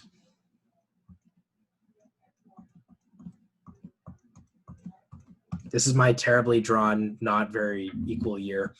Okay, so it's January 1st. So we're going to lend out $100. Okay, so the present value of that is exactly $100, right? That's $100 today. What's its present value? $100. Okay, now your friend is going to give us back $10 at the beginning of every month, including this month for some strange reason. So that means that we're going to get back $10 here, $10 here, right, at the beginning of every month. And what we want to do then is compute the present value of all of these payments at 5% APR compounding monthly. So 5% APR monthly. Okay, so let's work out what this is. The present value of this $10 is just $10, right? It's today, it's the $10 she gave me today, so it's worth $10. Now this $10, I'm going to bring it back 1 compounding period. So it's going to be 10, 1 plus 0.05 divided by 12 to the negative 1. Does that make sense? Right, because I brought that back 1 compounding period. Okay, great. And then I'll do the same thing for this one, and it's going to give me the same equation, but now I'm going to get a -2 up here, right? And then same sort of thing, I'm going to take this one back, and I'm going to get the same equation, but this time with a -3. And I'm going to add all these together, right? Because these are all just payments that I'm getting. And so I'm going to add them all together. And hopefully you see, if you were to add all these together, you're going to get, and write it in sigma notation, you get the sum from k equals 0 to 11. actually 1 to 0. 10, 1 plus 0.05 divided by 12 to the negative k. And then you could either just plug that directly into a calculator, or you could use our formula for a finite geometric series and work out what that is. Right? So, but does that make sense? Oh, is it a 12, not 11? So it is 12 because we started at 0. Right? So there are actually 12 months here. So, right, 0, 1, 2, 3, 4, 5, 6, 7, 8, 9, 10, 11. Right? So it worked out to 12. But Professor, the last payment is on January 2021. So Did I say wouldn't that? Like, that's in the question.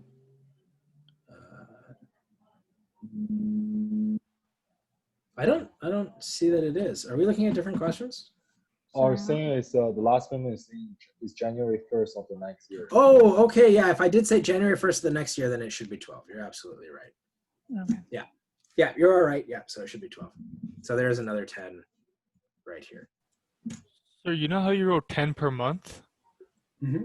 If we were talking in terms of the variable, like what factor it picks up, would it be r over 12 in this? I mean, sorry, 0.05 over 12 in this case? I'm not certain what you mean. It is Okay, 0.05 over 12 in this case.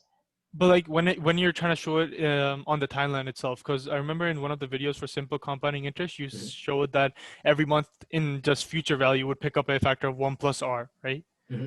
But that was simple compounding. Let's say it's APR. Would you write 1 plus r over 12 as the factor it picks up? Yes, yeah. But in that case, I just wouldn't even write it in. Like, you know it's there, right? Just because it's going to start, your timeline's going to start getting really messy. Okay, so you wouldn't show the over 12. You would just show 1 plus r even though it's APR.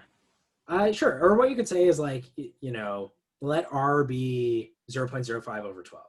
Then, Okay, so I could just define it and then write it. Okay, yeah, that absolutely. works. Yeah, right. That's a little bit cleaner, I think. All right. Yeah. If we do 1 to 13, would you still be able to solve it correctly? Yes, if, like you said, you shift the index. So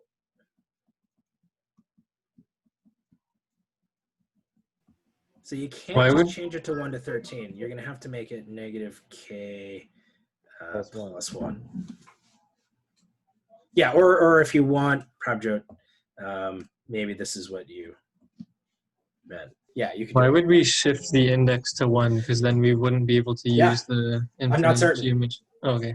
But the question was, could you? So the answer is yes. If you really wanted to, you could do it that way. Okay. For annuities, what happens when the periods don't coincide? Right. So you have to derive them from scratch, kind of like what we've been doing here. So, you know, those formulas that are derived in the notes only work when the compounding period and the deposit period coincide. So if they don't coincide, you have to do something completely different, right? You just have to do it again from scratch. Okay. Yeah. So I was asked to look at. Prof, sorry. Yeah. Can we just do a question that the compounding periods and the payment periods doesn't coincide? Sure. Okay. Let's and you know, I think Shivani, you asked specifically for me to do an annuity question. Why don't I do one that's not in the notes, right? And then that way you have as well like a different perspective. So let's do. And okay, but San is also asking. So let's do it and let's kind of see what happens. So let's just make up a question and let's do it. Okay. So let's say that we have the following scheme, and I feel like I've given you something like this before, but I could be wrong. So let's suppose that we invest, okay, $100 at the beginning of the month.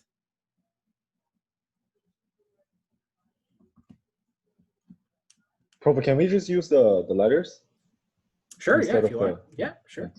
So principal P at the beginning of the month and compound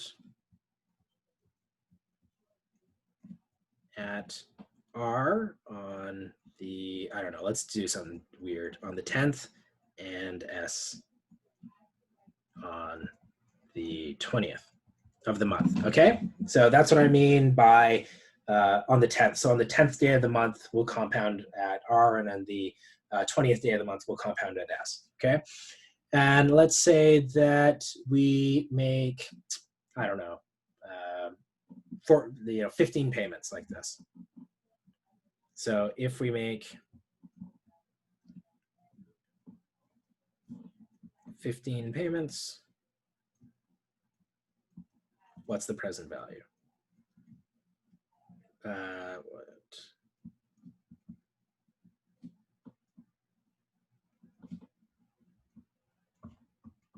Okay. So let me just write out a mini timeline because I don't want to write out 15, timelines worth of things, but we could write out a couple because we just need a couple to get started, right? To get an idea of what we're doing. So here's the first month. Right, here's the second month, third month, fourth month. And without being too precise, we know that we compounded at interest rate R on the 10th, S on the 20th, right? R, S, like that. Now let's not worry about the last month.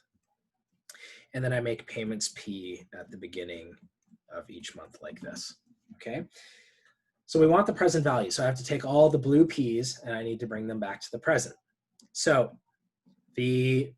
what we're going to do is so we get that the present value is equal to, so this is today we're assuming, right? Let's assume it's the first day of the month. And this P is just, its present value is P, right? We don't have to move it anywhere. It's what it's worth today. Now we're going to add on to it the present value of this payment. But in order to bring that back to the present, I had to pass through an R and an S, right? So I have to discount by that. So I'm going to do 1 plus R to the negative 1, 1 plus S to the negative 1, like that. Okay, is everyone okay with that so far? Make sense? Okay, so now we're going to do this payment. I'm going to bring it back as well all the way to the beginning. And you notice that as I do this, I pass through R and S and then R and S again. And again, the only thing that matters is it doesn't matter what order you do them in, just the total number of times you do it, right? So P, 1 plus R to the negative 2, 1 plus S to the negative 2. And you can imagine you're hopefully starting to see what the pattern is. That should be negative 3. 1 plus S to the negative 3, and so on. Okay, so now what we need to do is we need to figure out how to write this as a sum. So let's not worry about the index right now, whether we start at 0 or 1 or anything. We'll figure that out in a second. What we can do is we can look at the common ratio. And hopefully what you see is that the difference between this and this is just a 1 plus R to the negative 1.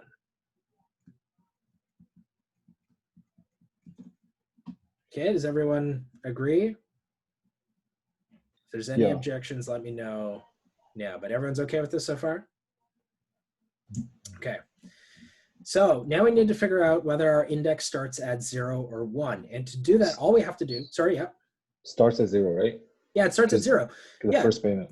Exactly. Let's look at this thing right here. Like, what value of K is this? This is when K is equal to 0, right?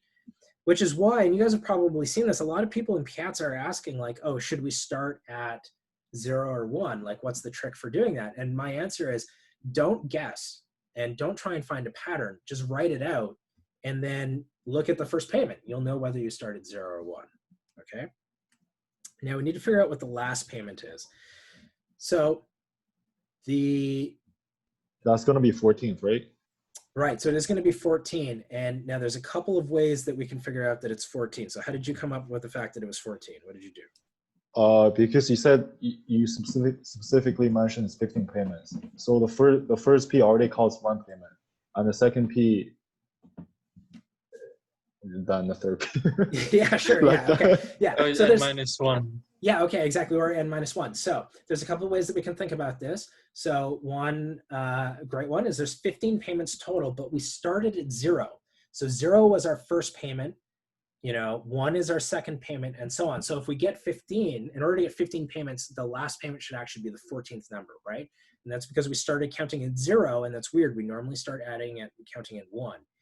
Now, the other thing that you can do that might be really helpful is you can look, this is the first payment, and it corresponds to K equals 0, right? This is the second Yeah. payment, and it's k equals 1, which is maybe what you were saying as well, right? Yeah. Third payment, k equals 2. And so you can see that the k is always 1 less than whatever payment it is. So what's the last payment? Well, it's the 15th payment. So that's going to be k is equal to 14, right? Yep. How about start with 1, end at 14, and you add p? You could do that absolutely as well. So what Ian, yeah, that's a great idea. You could definitely do that if you wanted to. Now note that most of our formulas, though, Ian, start at 0. So that isn't necessarily an advantage, but absolutely you are right. You could do this and you would get the same answer. And this is an absolutely... I needed 15, not 14. No, because see, these are exactly the same. This isn't a re-indexing. All we did is take out the k equals 0 term. Oh, yeah, I didn't see that. Okay. Right? Yeah. So like if we'd re-indexed it from 1 to 15, you'd absolutely be right, but we'd have to change that k, right? It'd have to be like a k minus 1 again. But in this case, Ian's idea was just to kind of like pull out the the k equals 0 term. You could totally do that. But Ian, again, like I think most of the formulas start at 0, so I don't think you necessarily win this way, but you could do that, absolutely, okay? So Sana and Shivani, does that like, I know that's not exactly the annuity questions that you asked me to do, but does that kind of like help you see what's going on anyway in terms of annuities?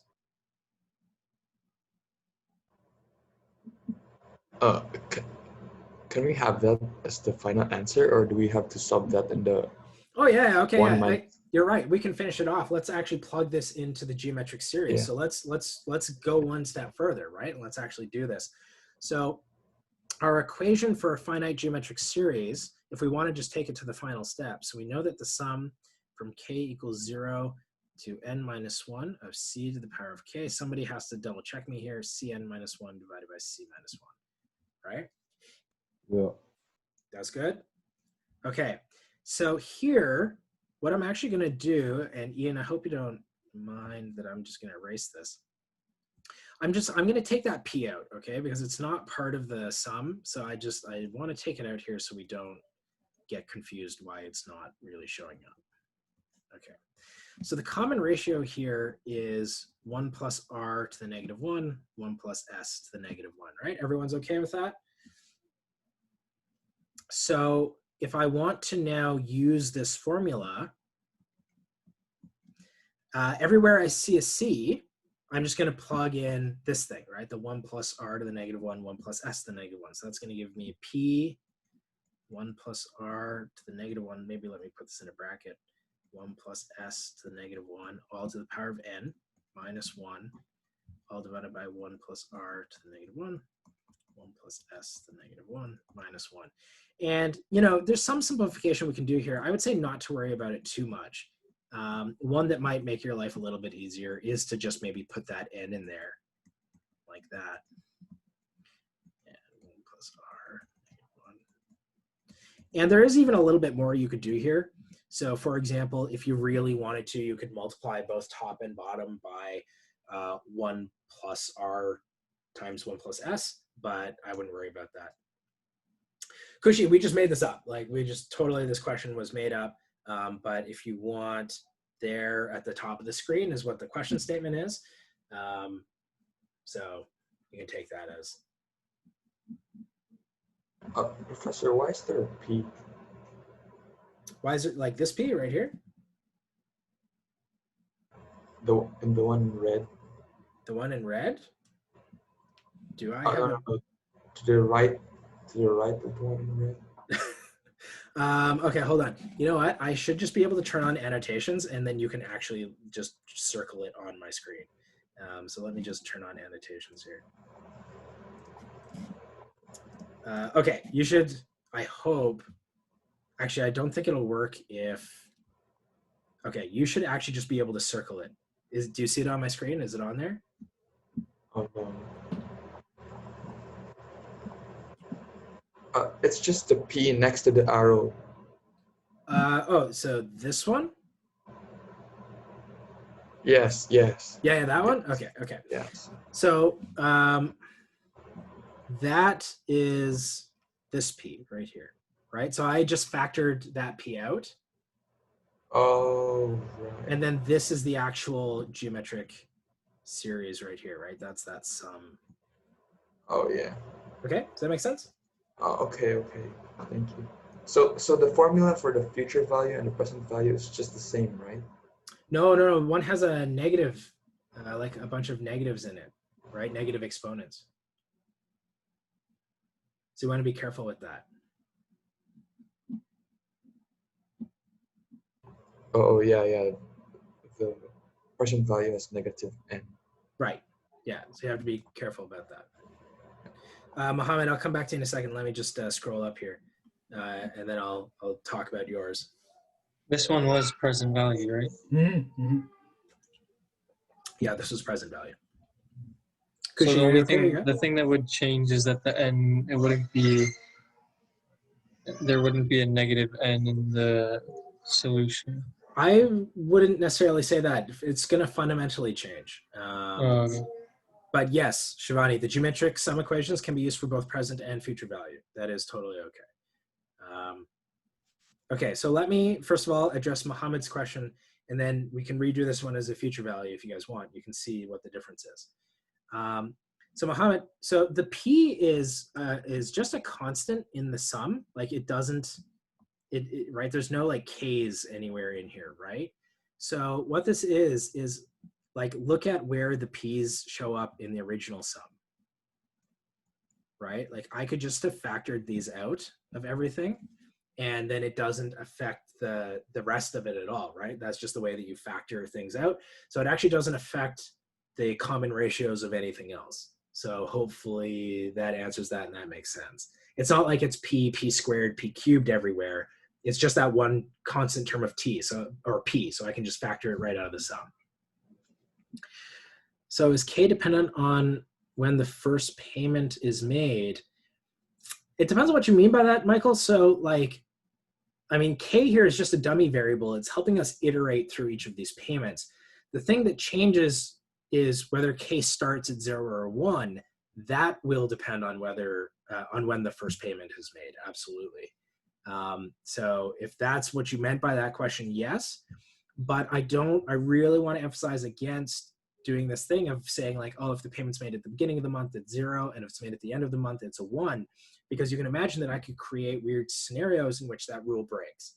So it's better to write out the timeline and to try and set up the sum from, you know, to get to this step right here.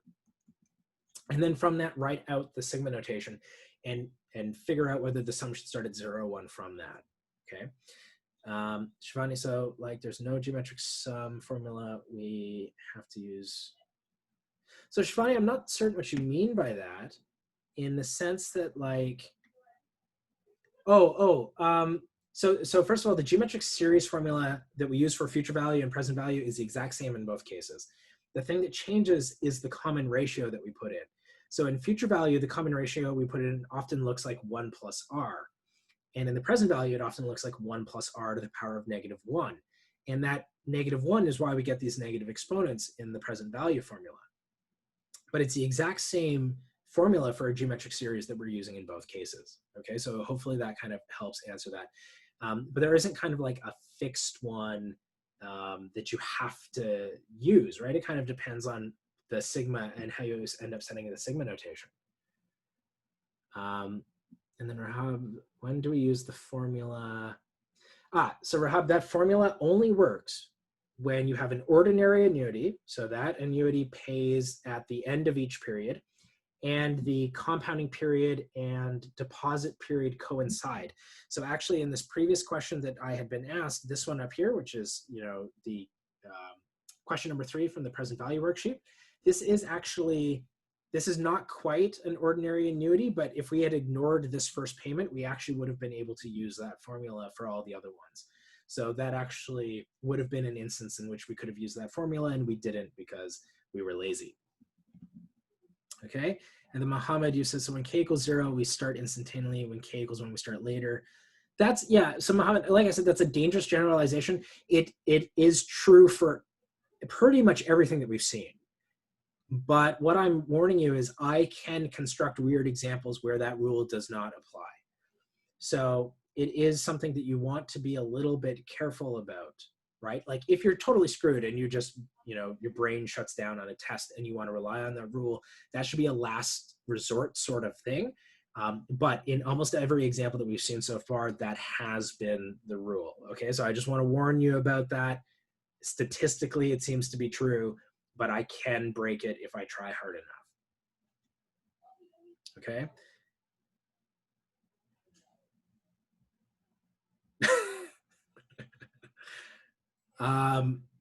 Okay, yeah. So you know what, very quickly, let's do the same example, and this time future value, because I do want you to see that while you get something that's going to look similar to this, it looks a little bit different, and it's just a little bit more practice. It probably won't hurt, right? So let's do the exact same problem with future value. Can you please solve question 2 in the annuities thing?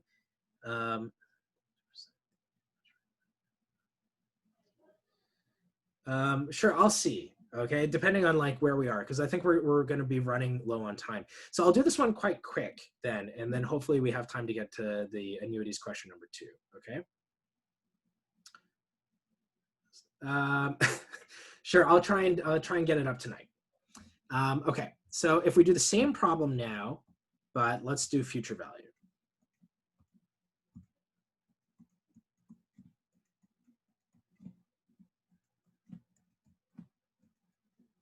Right, 15 payments. We've got our payments P at the beginning of each period. ... right, all the way for 15 payments. So now I actually think present value is in some cases easier, even though it's conceptually more difficult. I think it's mathematically easier, because right off the bat, what I'm going to have to do is go 15 payments into the future, right? So I'm going to have to take this P and go 15 periods over. But again, the question is, the only thing we have to ask is how many R's did I pass through and how many S's did I pass through? Well, you tell me, if I take this payment here and push it forward 15 terms, or 15 months, how many R's and how many S's do I pick up?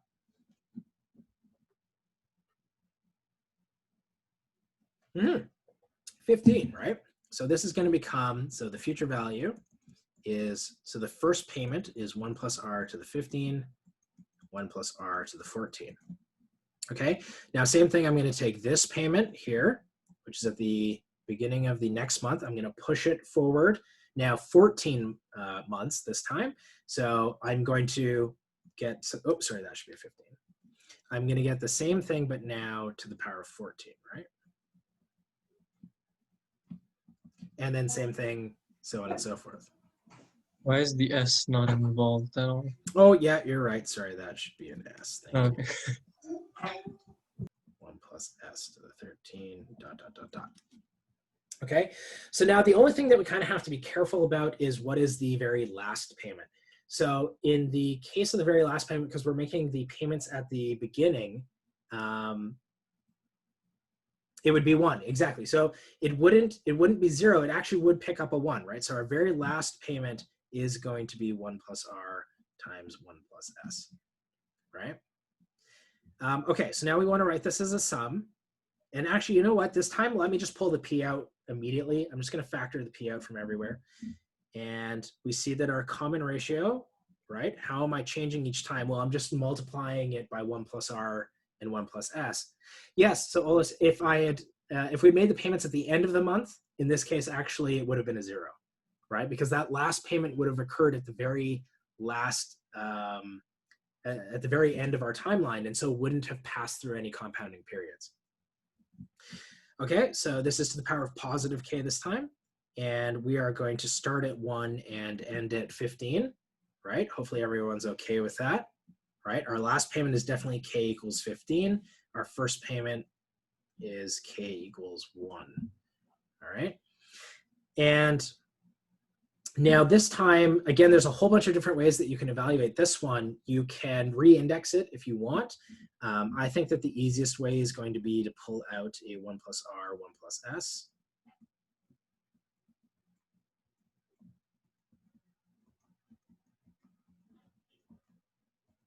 Like so, okay. And now I can use the same formula, right? So I'm going to get P 1 plus R, 1 plus S times 1 plus r, 1 plus s, to the n minus 1, or sorry, to the, we actually know what n is here, right? So to the 15, and okay. So they're very similar, right? Maybe I can zoom out enough so that you can see both of them at the same time. They are similar, but they're not the same, right? So you do have to be, and I guess actually up here we knew what the sum was. I put n everywhere, but we actually knew that this is 15 here, right?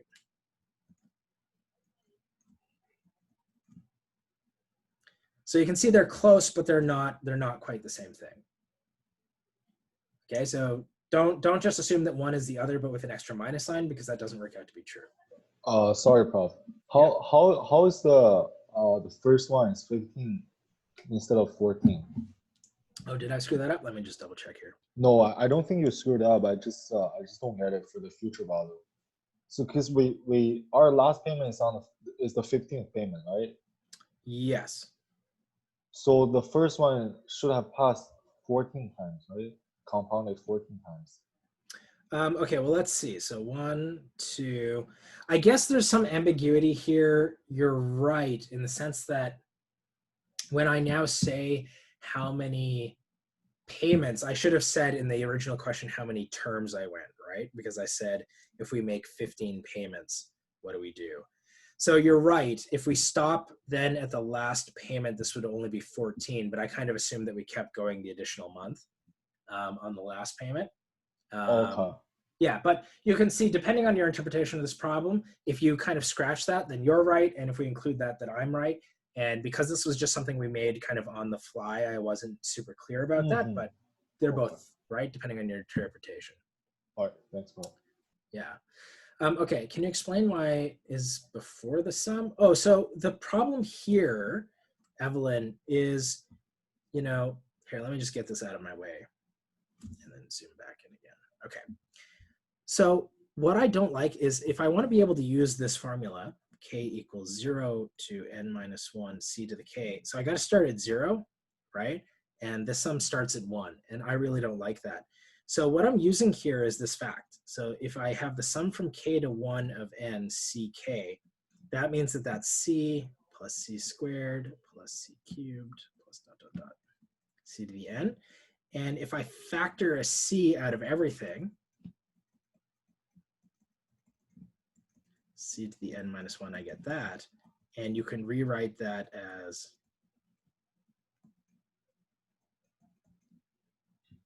right.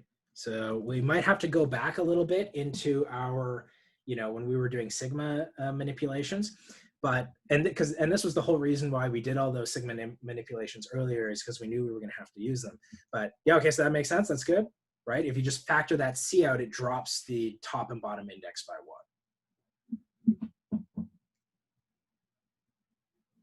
Okay, I will do the annuity number 2, and then I think we're gonna call it because we are already at 7:06. But let's do the annuities number 2 question, and then we'll probably call it then. Okay, so this is the annuities exercises.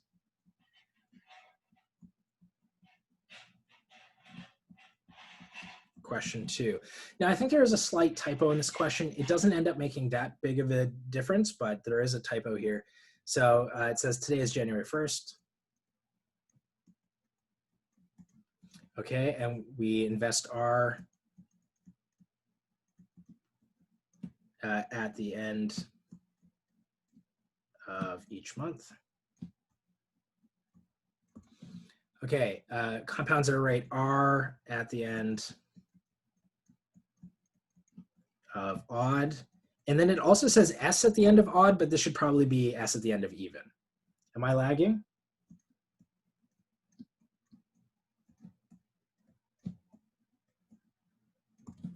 Well, sometimes just give it a second to like catch up. Okay.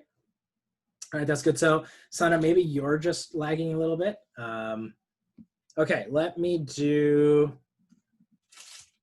set this up then. So the question is,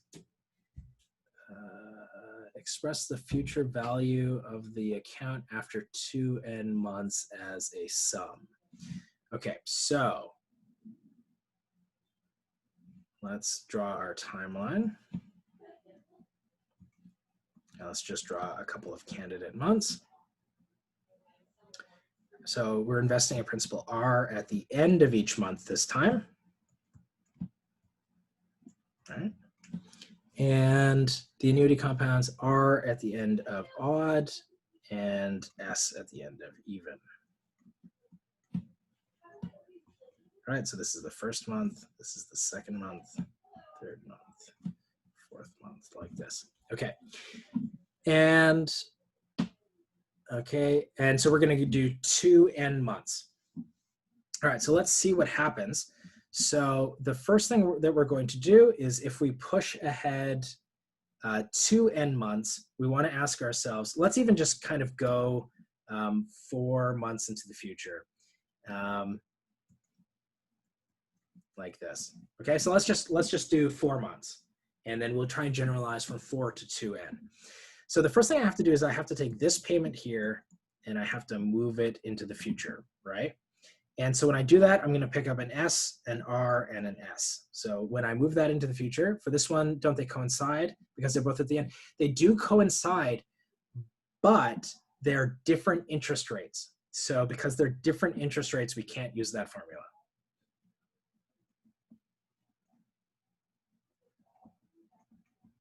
Okay, so I pass through 2 S's and 1 R in order to get to the end, right? And if I do the same thing for this payment R here, I'm going to pass through 1 R and 1 S. If I do the same for this payment, I just pass through an R. And then this last payment doesn't pick up anything because it occurs at the very end. So in total, I get that the future value is R plus R times 1 plus R plus R times 1 plus R, 1 plus S plus R times 1 plus R, 1 plus S squared. Did I do that backwards? Hold on. Oh, sorry, this last one should be a 1 plus S, right? You guys gotta tell me when I make a mistake. And then, there we go, okay? Yes, it is 2n years, but basically I don't want to do, no, it's 2n months. So it does say 2n months. Right now I'm just doing 4 though, just so that we can get an example for what the pattern is. You never make mistakes. The question is just written wrong. Absolutely. So it's 2n months, but I'm just going to do n is equal to 2. So we're just going to do 4 months now, just so that we can get a feel for what the pattern looks like. Okay, and then we'll try and generalize from 4 months to 2n months. So if you try and do, I think that something that bugs a lot of you, no, we're going to do 4 months, right? So that's what we've got here is the timeline that I've drawn is for 4 months. And I think that something that bugs a lot of students is that if you try and do it for 2n months, that's very abstract because you don't know what n is. So often it helps to just do it for a smaller number and to get an idea of what the pattern is. And then once you know what the pattern is, figure out how to go from 4 months to that kind of abstract 2n number. Okay, so that's what we're going to do. We're going to do it for 4 months, and then we're going to see if we can find the pattern and then generalize it. Okay, now, so the problem here is that okay, great. So the problem here is that there isn't a common ratio between adjacent terms, right? So in order to go from here to here, I multiplied by 1 plus S, but in order to go from here to here, I multiplied by 1 plus R. And that's an issue because I can't use my formula for a geometric series if I do it this way. Now, there are a couple of fixes to this, but the one that I chose to implement that's in the solutions is the following, which is to say, I'm not going to think of them as each term as its own. I'm going to group them into things of 2 like this, okay? And now, in order to go from this term to this term, I just multiplied everything by 1 plus R, 1 plus S. So do you see what the difference is when I did that? Instead of thinking of them as each term as a term in a geometric series, I've now grouped them into like what the green square brackets is. Yeah, exactly. So I'm thinking of it because that's the pattern, right? The pattern repeats every 2 months because you multiply by R 1 month and then S the other month. So exactly what I'm saying is let's think of them as a bi-monthly sort of package and look at what happens as I propagate that through time. So that's kind of how I'm choosing to deal with that problem in this case. Okay, so now this is the common ratio. Okay, so when I write out my sum, well, in this case, it's going to be quite silly. It's just, you know, the sum from, well, what do I want to do here? The sum from 0 to 1. 0. Yeah, well, so what I'm going to do is, because I actually could have started it at some slightly different number, but like if I'd factored everything out first. But okay, so we have here R time plus R1 plus S, right? That's the first term times our common ratio, 1 plus R, 1 plus S. Okay, is everyone okay with that? And the case, bro. Oh yeah, K, thank you. Okay. And now, actually, so I think a lot of people, you know, we could see it on Piazza, we're like, where'd that 2 plus S come from? This is where that 2 plus S come from. If you expand and simplify this, this becomes R times 2 plus S, right? And that doesn't have any K's in it, so I'm actually just gonna factor that right out of the sum. R times 2 plus S, sum from K equals 0 to 1, 1 plus R to the K, 1 plus S to the K. Okay, so this is what happened when I did 2 times n months, but here n was equal to 1. Or sorry, n was equal to 2, right? So, because I did 4 months. So it said do 2n months. So n had to be 2 for that to be 4 months. And if we generalize this to n months, then this number here, we can see that the top index is 1 less than n. And if you'd wanted to do like, you know, 6 months instead to maybe see a little bit more of a pattern, you could have done that. Okay, 1 plus S to the K like that. Okay, and that's A. And then part B is just to throw that into the finite geometric series. So Daniel and Evelyn, let me kind of like make this following comment. I mean, that's definitely not an obvious thing, I think. And that's why we practice, right, is to try and find those non-obvious things. But I think a good thing to do here is to think about the cycle, okay? So think about what you have to do to kind of reset the cycle. So here, you know, I did one thing in an odd month and another thing in an even month, which means I needed 2 months to go by before the cycle restarted. Does that make sense? And that's going to be a big hint. Yes, the timeline I think is super helpful. So if you think about the cycle and how much time you need to reset the cycle, that often kind of tells you that in terms of the geometric series, what you should smush together. Now, there is a second way of doing this, okay? So the second way is actually more like what I did, I think, in one of the videos. So let me just rewrite out what the future value of the annuity is. It's R plus R times 1 plus S. And actually, let me write out a few more terms. 1 plus R. Prof, is it where you take out, you want to look at the even month? Right, exactly. Yeah, exactly. Okay. And then, yeah, let me write in just a couple more so you can see what the pattern is. 1 plus R squared, 1 plus S squared, and then R, 1 plus R squared, 1 plus S cubed. Okay. So what I'm going to do now is I'm going to look at just what kind of happens in the whichever month this is. Okay. So I'm going to split these up. Yes. Yes, apparently I forgot to stop recording, so this is all recorded and will all go up. So what I'm going to do is I'm going to split these up like this. Okay, so I'm going to write the yellows.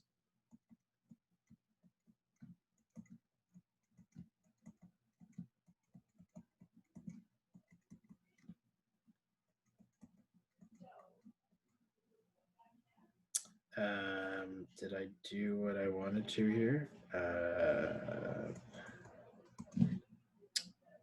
Oh no, we're gonna have to be a little bit more clever than that. Oh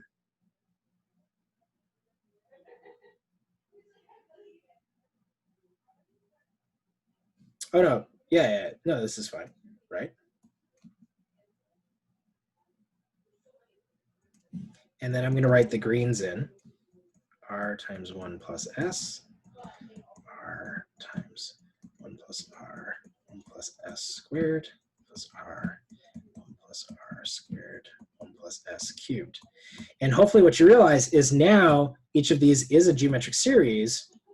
Sum from k equals 0 to 2, R, 1 plus R, 1 to the k, 1 plus S to the k, and then the green. You know what, let me factor the R out because you're going to see why that's important in a second. R, 1 plus S, sum from k equals 0 to 2, 1 plus R to the k, 1 plus S to the k. Okay, and so this is kind of more similar to what I had to do in one of the annuity videos. I think it was actually the like annuity, a weird example video where I did something like this. Okay, and you can see here now that what I've done is I've actually broken this. You'll get exactly the same formula because now if I were to refactor these together, I would say, oh, look, the sum in both cases is exactly the same. So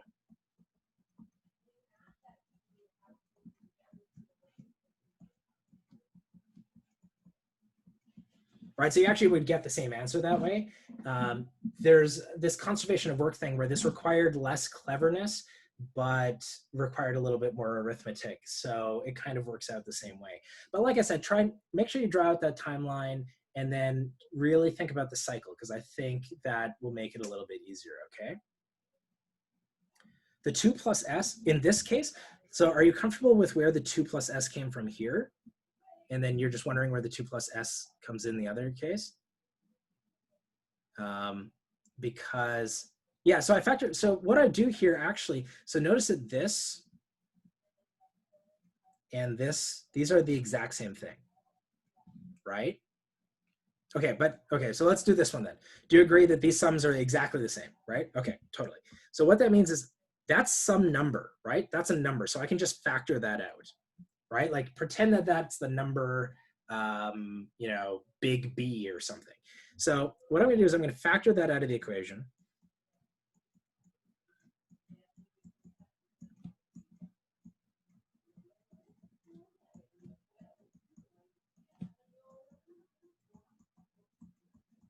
Okay, so are you okay with that factoring? Great, okay, what is this? So this is R plus RS, which is R times 2 plus S.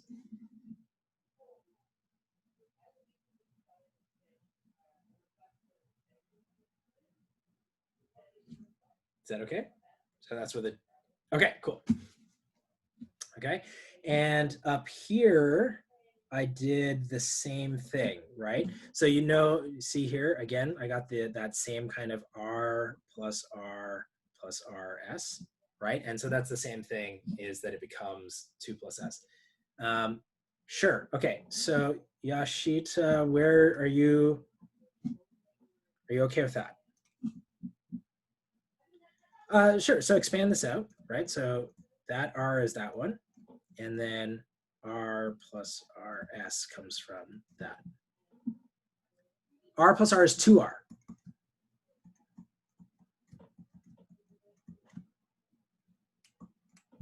Right? You knew that R plus R was 2R. I think you just probably put a typo there, right? Yeah. Yeah, you knew that R plus R was 2R. Okay, everyone, so is that okay? Does that make sense? So hopefully that helps you out a little bit. I do want to go, tonight is actually my wife's birthday, so I do want to get to that a little bit. And I'm a little bit pooped as well.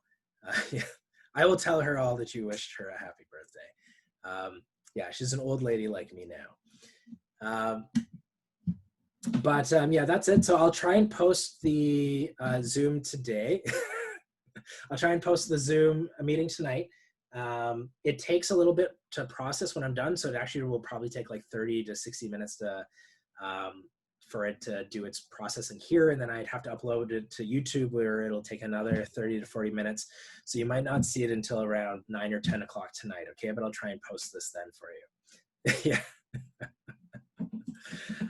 Okay, everyone. Thanks for coming, and good luck on the test tomorrow, and I'll see you then. Okay? So, goodbye.